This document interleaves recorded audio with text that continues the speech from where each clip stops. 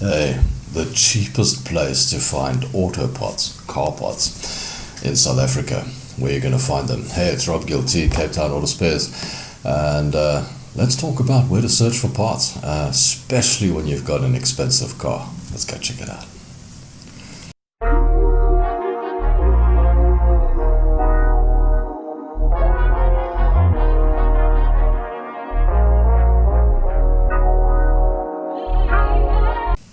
So, where's the best place to find auto parts? Cheap auto parts. Well, we sell quality, but don't forget to go to our store, Capetownspares. It's in the link in the description, whether it's up there, down there, whatever the case. On YouTube, it'll be down there. On Facebook, it'll be up there. On Instagram, it'll be down there. Yeah, so on our store, we sell a lot of parts, right? But we can't keep everything. We don't have all the parts. We have as much as we possibly can in the warehouses. So what do you do when you can't find it on our store? Where do you go?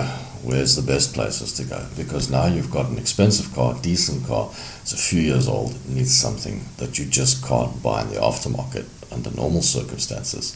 And normally the only way to get that part is to go to the dealership, the original company that sold you the car, and purchase it there for an extortionate price.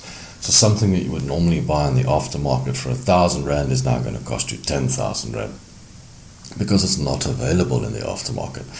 Now, not everything is available in the aftermarket, so what do? Now, there's a lot of things you can do. You can go to Facebook Marketplace, you can go to Gumtree, you can go to all these advertising spots and look for someone that might be selling one. That's one option. Someone that's got one lying around, that's like got it for sale.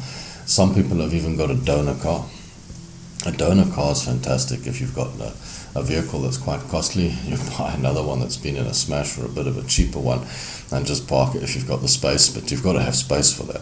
And you can strip it down and use the parts in your car. But a lot of those guys will actually sell the parts off those cars onto the marketplace. So there's that. But then there's also just your general used spares places around the corner. Loads of those places will have exactly what you want, and most of them have got everything. You do find some of them that specialize in one particular model of vehicle. That's always great. But then there are those that generalize and they've got just about everything. So this would apply anywhere in the world, actually. It doesn't only apply to South Africa or Cape Town, whatever the case. It also applies to countries like America and Europe and that sort of thing, where they do also have used car parts and, scrap yards, as we call them.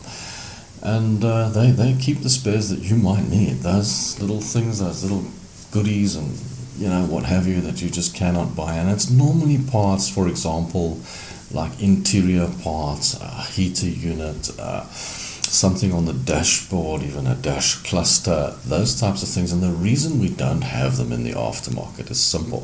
It's because they're not very popular. We only keep items that move. We're not going to keep stock that's going to lie on the shelf for 40 years because that's just going to cost money. It's a waste of time and it's a waste of our money. So those types of things are meant to be kept by the manufacturers, right? And the manufacturers now claim that they won't keep parts for longer than 10 years. So if you've got a 15-year-old car, which is not that bad in today's terms, you can't get parts for it. You can't go and buy a new dash cluster or a new clip for your heater unit or whatever the case in the car because they just don't have them in stock anymore. That's actually quite awful if you think about it. They really should reconsider that scenario. Even if you were to go and create a business that goes out there and buys up all the parts that they're taking out of stock, you're still sitting with dead stock because that's effectively what it is, and that's why they take it out as well, because it's taking up space on their shelves. So it becomes a complicated issue.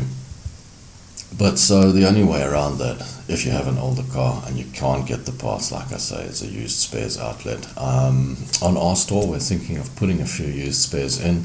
We haven't done it yet, but we are planning it. We're looking at a possibility so that you guys can, find some stuff like that on our store as well.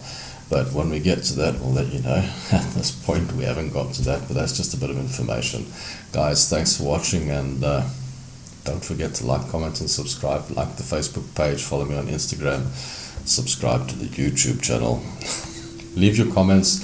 Let me know where you get your parts. It's always interesting. And don't forget to visit our store and see what you can get. Give us a shout. Thanks, guys. Till next time.